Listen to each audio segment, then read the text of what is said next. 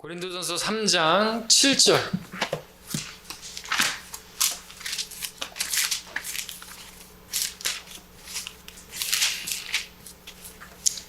9절까지 읽겠습니다. 3장 7절.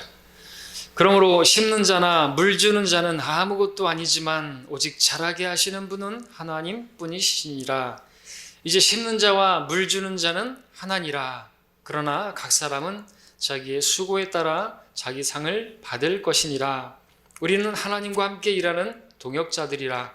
너희는 하나님의 경작지요 하나님의 건축물이라. 오늘 말씀의 제목은 우리와 함께 일하시는 하나님이 되겠습니다. 말씀의 제목, 우리와 함께 일하시는 하나님. 우리와 함께 하시는 하나님이 아니라 우리와 함께 일하시는 하나님인 것이죠. 이번 주일 오전 설교에서 보았죠. 하나님께서는 모세와 함께 일하기를 원하셨습니다. 모세는 그 전에 혼자 일하려고 했습니다. 하나님의 때를 기다리지 않고 하나님께 묻지 않고 자신의 방법으로 자신의 혈기로 그렇게 일을 하려다가 실패하고 그르치고 말았습니다. 우리에게 교훈을 주는 것이죠. 주님께서 80세가 되어서 모세가 늙었을 때 찾아오셔서 말씀하신 게 뭡니까? 내가 너와 함께 하겠다 말씀하셨습니다. 오늘 우리에게도 마찬가지입니다. 주님께서는 우리와 함께 하시는 분이시고 우리와 함께 일하는 분이신 것이죠. 자, 우리가 알고 있는 하나님 어떤 분이신가? 우리가 잘 아는 하나님이라고 할 수 있는 하나님은 전능하신 분이시죠. 그래서 우리의 어떤 수고나 우리의 섬김이 사실 우리가 주님을 도와서 뭘 한다는 게 말이 안 맞는, 우리의 도움이 필요치 않는 그런 하나님이신 것을 우리가 압니다. 하나님은 자체로 전능자이십니다. 알파와 오메가시고 시작과 끝이시고 처음과 마지막이시고 난이라 I am that I am. 나는 모든 것이고 모든 것을 혼자 하실 수 있는 하나님이십니다. 때문에 7절에서도 심는 자나 물 주는 자는 아무것도 아니지만 오직 자라게 하시는 분은 하나님 뿐이시라 말씀하고 있습니다. 사람이 아무리 심고 물 주고 가꾸고 한다 할지라도 하나님께서 자라게 하지 않으시면 그 모든 것이 수고가 헛될 뿐이죠. 농부가 아무리 밭을 가고 씨를 뿌리고 물을 준다 해도 하나님께서 함께 하지 않으시면 아무런 수확도 얻지 못하는 것이죠. 물론 심은 대로 거둔다는 것이 하나님의 원칙이고 하나님의 방법이긴 하지만 그럼에도 그 농부가 하나님을 기억하지 않고 하나님과 함께 하지 않고 하나님을 인정하지 않는다면 그가 거둘 수 있는 것이 아무것도 없게도 하실 수 있는 분이 하나님이신 것입니다. 그죠? 주께서 허락하시면 주께서 집을 짓지 아니하시면 집을 짓는 자들의 수고가 헛되며 주께서 성읍을 지키지 아니하시면 파수꾼들의 깨어있음이 허사로다 말씀하고 있습니다. 아무리 농부가 수단이 좋고 뭐하면 뭐 할 거예요. 하나님께서 비를 안 내려주시면 햇빛을 거두어가시면 작물이 자랄 수 있을까요? 근데 하나님께서 비를 내려주시고 햇빛을 비춰주잖아요. 근데 그분께 감사치 않아요? 그게 죄죠. 하나님을 기억하지 않아요? 하나님께 감사치 않는다. 죄인 것이죠. 그래도 그래서 뭘 얻었다? 곡식이 자랐다. 하나님께서 비를 내려주시고 햇빛을 비춰줘서. 근데 하나님을 기억치 않는다. 하나님을 인정하지 않는다. 그럼 하나님 어떻게 하십니까? 태풍을 일으키시거나 우박을 떨어뜨리시거나 또는 산불이 일어나게 하셔서 불 태우신다든지 그렇게 하셔서 아무것도 거둘 게 없게 하실 수 있는 분이시죠. 시편 148편 8절에 불과 우박과 또 눈과 안개들아 또 그 말씀을 이행하는 폭풍아라고 말씀하고 있습니다. 하나님 없이 하는 사람의 일은 그것이 아무리 수고스러운 것이고 대단한 것이라 할지라도 아무것도 아닌 헛것이 될 수가 있는 것입니다. 그래서 우리는 하나님을 인정해야 되는 것이죠. 모든 것이 하나님의 은혜라고 나의 나 된 것은 또 내가 뭔가를 가진 것이라 있다면 하늘에서 주신 것이 아니면 나는 아무것도 받은 것이 없다고 침례 요한처럼 고백할 수가 있어요. 이게 믿음이죠. 사도행전 17장에서 바울은 아테네에서 이렇게 설교했습니다. 아테네 아주 미신적이었고 그죠?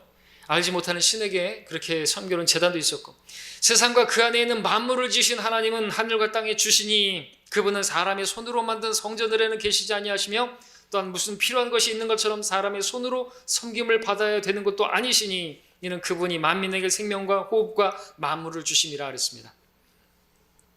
아테네인들이 섬기던 그 신들이라고 하는 것은 끊임없이 요구만 할 뿐, 그리고 그것이 충족되지 않으면 그 사람들을 벌하는 그러한 신들이었는데, 그러한 신들에게 묶여있던 아테네인들에게 사도 바울은 하늘과 땅의 주이신 하나님, 사람들의 어떤 그런 무엇을 요구하시는 분이 아니라 오히려 사람들에게 모든 것을, 생명을 주시고 호흡을 주시고 만물을 주신 분이라고 그렇게 선포하고 있는 것이죠. 바울이 설교했던 그대로 우리 하나님은 이러한 분이신 것입니다. 우리의 뭔가 필요로 하시는 분이 아닌 것입니다. 우리에게서 뭘 뺏으시려고 하시는 분이 아닌 것이죠. 욥기 22장 2절에서 이런 말씀이 있습니다. 현명한 사람이 자신에게 유익할 수 있는 것처럼, 현명한 사람이 자신에게 유익할 수 있는 것처럼 사람이 하나님께 유익할 수 있겠느냐? 내가 의롭다고 하는 것이 전능하신 분께 무슨 기쁨이 되겠느냐? 내가 내 행위를 온전하게 한다고 해서 그분께 어떤 이익이 되겠느냐? 맞습니다. 사람이 뭘 하고 안 하고 이건 하나님께 어떤 영향도 미치지 못하는 것이죠. 내가 어떤 상태에 있든지 어떤 일을 하든지 하나님께는 그게 무슨 큰 이익이나 되겠습니까? 이처럼 하나님은 모든 것에서 스스로 만족하시고, 무엇이든 사람의 어떤 수고나 사람의 일하는 것이나 도움이 필요가 없으신 그러한 분이신 것입니다. 그런데 그와 동시에 성경의 하나님은 사람과 함께 일하시는 분이신 것을 또 말씀하고 있습니다. 오늘 7절에서 이렇게 다시 읽겠습니다. 그러므로 심는 자나 물 주는 자나 아무것도 아니지만 오직 자라게 하시는 분은 하나님 뿐이시니라 말씀하시더니 9절에서는 우리가 하나님과 함께 일하는 동역자라고 말씀하고 있으면서 그렇게 말씀하고 있습니다. 성경은 하나님께서 사람이 일하는 것을 필요로 하지 않는 분이라고 말씀하시는 동시에 또 사람과 함께 일하시는 하나님이라고 말씀하고 계십니다. 이 두 가지가 서로 모순처럼 보이지만 절대로 모순이 아니고 오히려 조화를 이루고 있습니다. 하나님은 사람의 도움이 필요 없는 분이지만 하나님께서 이 땅에서 일하실 때에는 원칙이 반드시 사람을 통해서 일하시는 분이시라는 것이죠. 성경에서 창조의 사역을 제외하고 하나님께서는 모든 일을 사람을 통해서 하시는, 그것을 성경에서 우리가 발견할 수가 있습니다. 생각해 보십시오. 카나의 혼인잔치를 한번 생각해 보십시오. 예수님께서는 하나님이십니다. 그렇기 때문에 그 자리에서 바로 항아리를 창조하실 수도 있고 그 항아리에 물을 만드실 수도 있는 분이시고 하실 수가 있죠. 굳이 물을 갖다가 포도주로 만드실 필요도 없으신 분이죠. 바로 항아리 만드시고 거기에 바로 포도주를 만드실 수 있는 분이신데, 예수님께서 어떻게 하셨습니까? 종들에게 항아리를 보여주시고 거기에 물을 채우라고 하시고 그 물을 떠다가 갖다 주라고 했습니다. 그러니까 이적이 일어났죠. 알 수 있죠? 하나님께서 사람을 통해서 일을 하시는 것이. 죽은 나사로가 살아났을 때도 생각해 보십시오. 예수님께서 사람들에게 무덤에서 나오는 나사로에게 어떻게 하셨습니까? 일단 무덤에서 나오게 할 수 있도록 그 돌을 치우라고 하셨죠. 사람들에게 말했습니다. 돌을 치우라고. 그리고 나오니까 그 수위로 묶여진 그 몸을 풀어주어서 다니게 하라 그랬습니다. 근데 주님께서는 얼마든지 돌을 이렇게 해가지고 옮기실 수 있는 분이죠. 아니면은 말씀만으로 돌아 던져져라 하면 던져지고 없어질 수 있어요. 그리고 수위도 그렇게 나왔는데 꾹꾹 묶여져 갖고 나왔는데 마치 강식처럼 퉁퉁 튀어갖고 나왔겠죠. 그때 참 우스꽝스러웠을 모습이 어떻게 나왔을 것이에요. 사람들을 보고 그냥 풀어주고 다니라 그랬습니다. 근데 하나님께서 어떻게 하셨어요? 자연스럽게 저절로 그 수위가 다 풀어지게 싹 하고 없어지게 만드실 수도 있는 분이신데 그렇게 하지 않았다 이거죠. 사람들로 하여금 돌을 옮기게 하시고 사람들로 하여금 수위를 풀게 하시고 그렇게 풀어준 것을 보게 되는 것이죠. 복음 전파에 우리가 또 적용한다면 우리도 마찬가지죠. 우리를 통해서 그 사람이 자유롭게 되는데 우리를 사용하셔서 그 사람을 마귀에게 사로잡혀 있는 그들을 풀어주어 진리로 자유케 하는 그 일을 하게 하시는 것이죠. 오병의 기적도 생각해 보십시오. 하나님께서 친히 하늘에서 만나를 내려주실 수도 있는 분이시고 감사의 기도를 하고 눈을 딱 뜨면 그들 앞에 진수성찬이 딱 마련될 수 있게 하실 수 있는 분이신데 예수님께서는 소년이 가져온 그 오병이어를 가지고 벌빵 5덩어리하고 물고기 2마리를 가지고 그렇게 먹이셨던 것이고, 또 그것을 제자들에게 떼어주시면서 제자들에게 또 사람들에게 나눠주라고 하신 것을 보게 됩니다. 이적이 일어난 것이죠. 자, 이런 내용도 있지만 성경에서 특별히 하나님께서 사람과 함께 사람을 통해서 일하시는 분이시라는 것을 우리가 사도행전 10장에서 한번 보도록 하죠. 너무나 분명한 말씀, 잘 볼 수 있는 말씀, 사도행전 10장. 10장 그러면 무슨 얘기가 나오는지 아시죠? 이방인 코넬료가 구원받는 때 어떤 일을 하신가? 10장 1절부터 6절까지를 보겠습니다. 카이사라에 코넬료라 하는 어떤 사람이 있었는데 이탈리아 부대라고 하는 부대의 백부장이더라. 그는 경건한 사람으로 온 집안과 더불어 하나님을 두려워하고 백성을 많이 구제하며 하나님께 항상 기도하더라. 그가 그날 제9시경에 환상 속에서 분명하게 보니 하나님의 천사가 그에게 와서 말하기를 코넬료야 하더라. 그러나 그가 그 천사를 쳐다보기 두려워하며 말하기를 주여 무슨 일이니까 하니 천사가 그에게 말하기를 너의 기도와 구제가 하나님 앞에 이르러 기억함이 되었노라. 그러므로 이제 사람들을 요파에 보내어 베드로라 하는 시몬을 청하라. 이렇게 말씀하고 있는 것입니다.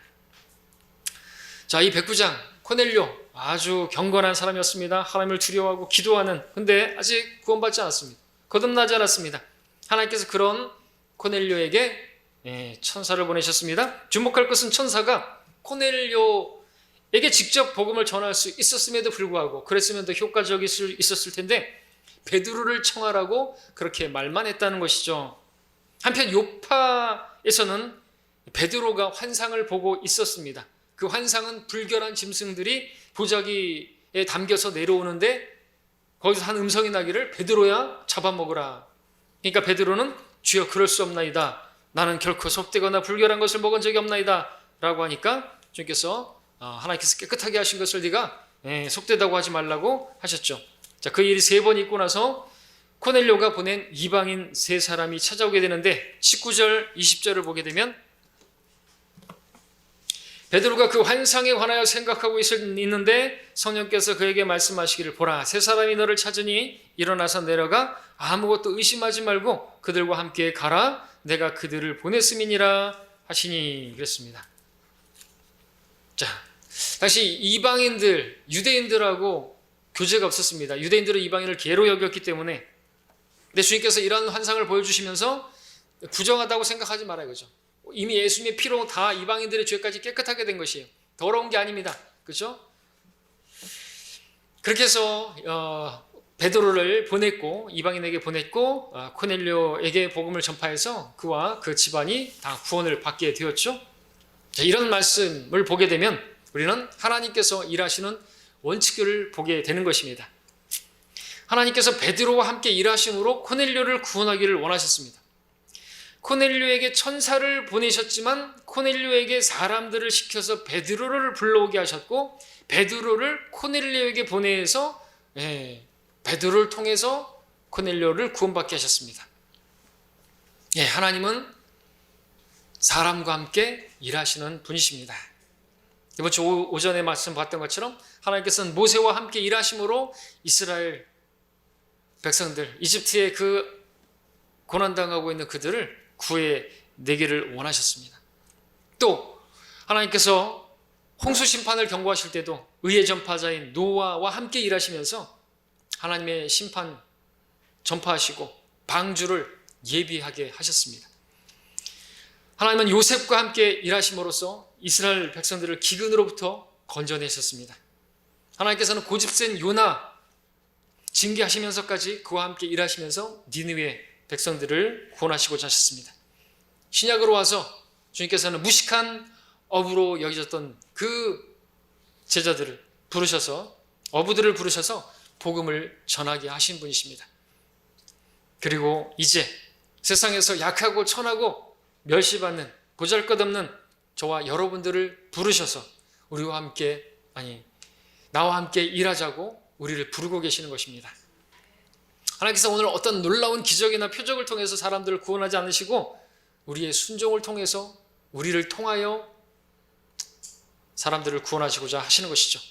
그래서 고린도전서 1장을 보시면요, 우리 고린도전서로 다시 와서 1장을 보시면 우리가 잘 아는 말씀에, 그러면서 우리 오늘 본문 3장에서 또 말씀하는 것이죠. 1장 27절을 보겠습니다. 21절을 보겠습니다. 고린도전서 1장 21절에 하나님의 지혜에 있어서는 세상이 그 지혜로 하나님을 알지 못하였기에 하나님께서 복음 전파의 어리석음으로 믿는 자들을 구원하시기를 기뻐하셨느니라 그랬습니다. 복음 전파가 어리석은 거 하나님도 아신다는 것이죠. 우리 사람을 통해서, 정말 어리석은 우리들을 통해서 그 일을 하시는 게 사람들이 볼 때도 어리석게 여겨질 수 있어요. 하나님께서 천사를 보내셔가지고 직접 하시면은 정말 그럴듯할 것이고, 천사가 전하는데 얼마나 잘 받아들이겠습니까? 근데 왜 그렇게 하시는 겁니까? 세상 지혜입니다, 그는. 하나님의 지혜는 세상의 지혜요. 하나님의 생각과 우리의 생각은 하늘과 땅 차이죠. 우리의 어리석음이 하나님의 어리석음보다 더 뛰어나고요. 자, 그렇다면 이제 세 번째로 크게 보고자 하는 부분은 왜 하나님께서는 우리와 함께 일하기를 원하시는 것일까를 생각해 보고자 하는 것입니다. 자, 오늘 저는 먼저는 하나님께서 전능하신 분이시라, 스스로 모든 것을 하실 수 있는 분이시라 우리의 도움이 필요 없는 분이라는 걸 말씀을 드렸습니다. 그리고 또 그럼에도 불구하고 하나님께서는 우리와 함께 일하시는 분이시라는 것을 보았습니다.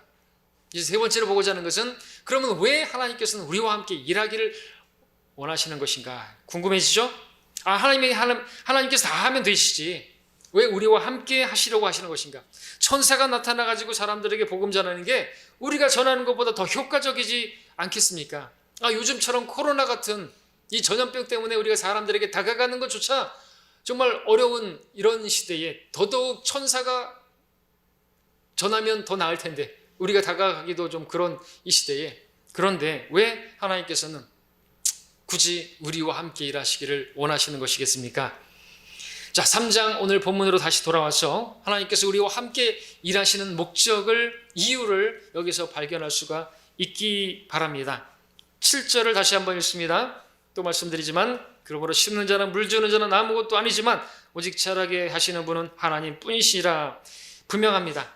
주님께서는 우리가 주님을 섬기고 수고하고 애쓸지라도 우리는 아무것도 아닌 자들이고 하나님이 모든 것이 되시고 다 하시는 분이십니다. 자라게 하시는 분, 생명을 낳게 하시는 분 다 하나님이시죠.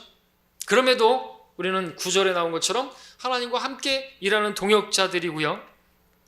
그렇다면 하나님께서 왜 아무것도 아닌 심는 자, 물 주는 자를 필요로 하시고 우리와 함께 일하시는 것입니까?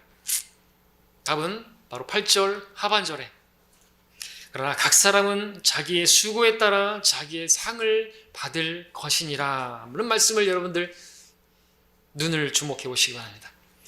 하나님께서 우리가 없어도 혼자 모든 것을 하실 수 있지만 그럼에도 우리를 부르셔서 함께 일하시고자 하시는 이유는 우리에게서 무엇인가를 요구하기 위함이 아니라 우리의 작은 수고에 따라 상을 주시기 위함인 것입니다. 하나님께서 우리에게 호흡과 생명과 또 건강을 주셨고 무엇보다 자신의 생명을 주심으로 우리를 구원하셨습니다. 아무 조건 없이 다만 그분을 믿었다는 이유만으로 우리가 측량할 수 없고 헤아릴 수 없는 엄청난 사랑을 우리에게 부어주셨습니다. 그리고 그러한 사랑으로 구원받은 우리들 앞에 또 일을 만들어 놓으시고 그 일에 참여하게 하시고 그것을 통해서 상 주기를 원하시는 것입니다. 우리 하나님이 이런 분이신 거예요. 일을 만들어 놓고 일을 안 하는 성도들을 벌하시려고 일을 만들어 놓으신 게 아니라 일을 만들어 놓으시고 그 일한 성도에게 상을 주시기 위해서 일을 만들어 놓으셨다는 것이죠. 다시 말씀드립니다. 하나님께서는 우리에게 만물을 주신, 호흡을 주시고 생명도 주시고 우리에게 건강도 주시고 당신의 생명을 주셔서 우리를 구원해 주시고 또 우리 앞에 어떤 일을 만들어 놓으시고 주님을 섬길 수 있는 일을 만들어 놓으시고 그 일을 한 성도들에게 상을 주시려고 그 일도 만들어 놓으셨다는 것입니다. 어찌해야 되겠습니까? 그 일을 해야 되겠죠? 상을 얻기 위해서 일을 해야 되겠죠? 자, 이렇게 말하면 어떤 분들은 무슨 상이야, 구원해 주신 것만도 감사하고 정말 사랑으로 주님을 섬겨야지. 예, 맞는 말인데요. 그 말은 이 본문 말씀에 따르면 맞지 않는 것이죠. 모든 말씀을 다 알아야 되겠죠. 본문에서 상을 주신다 그랬잖아요. 그리고 히브리서 11장 6절에 뭐라고 말하고 있습니까? 우리 마지막으로 찾아보는 히브리서 11장 함께 보겠습니다. 히브리서 11장 6절에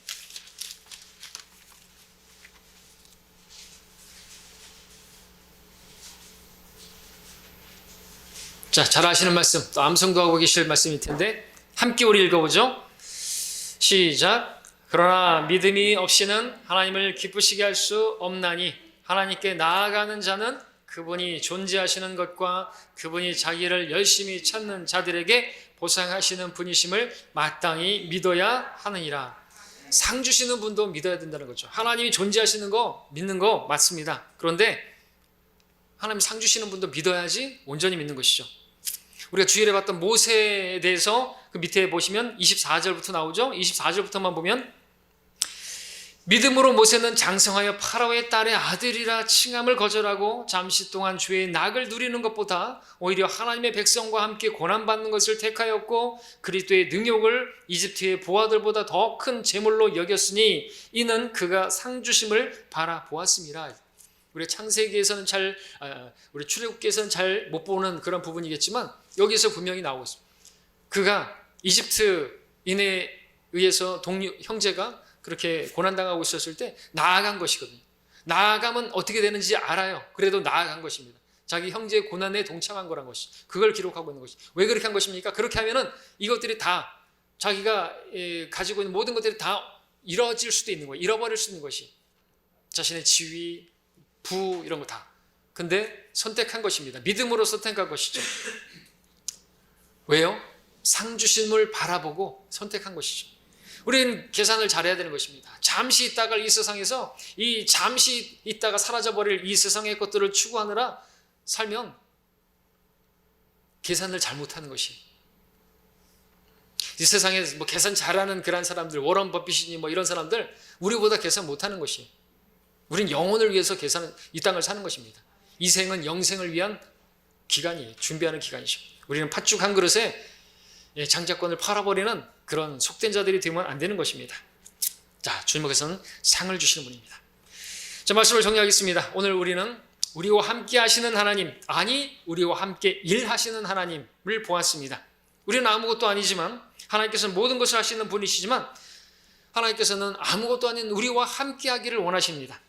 함께 하기를 원하는 것 우리 잘 알아요? 근데 왜 함께 하시냐 이거죠.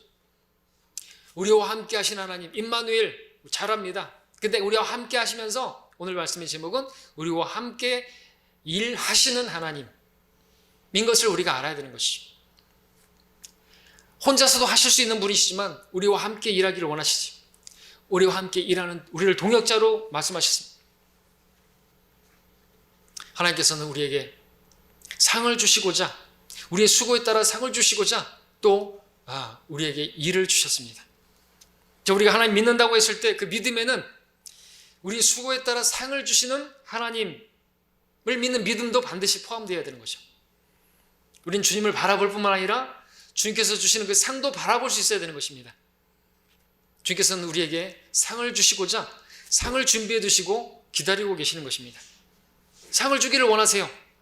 근데 남들에게는 다 상을 주시는데 이제 내 차례가 되어서 나에게도 상을 주시려고 하시는데 주실 상이 없다면 내가 부끄러움 당하는 건 차치하고더라도 나를 위해서 자신을 내어주시고 나에게도 상을 주시려고 준비를 하셨는데 나에게 상을 주실 게 없으시면은 내가 그분을 어떻게 바라보죠? 얼마나 민망할까요? 얼마나 두려움의 자리가 될까요? 자, 그러므로 우리는 주님을 바라볼 뿐만 아니라 상도 바라봐야 할 것입니다. 주님께서 주실 그 상도 바라보며 그 상을 위해 이 생에서의 삶을 그렇게 살아가야 할 것입니다. 자, 그렇게 우리 믿음의 생활을 하길 바랍니다.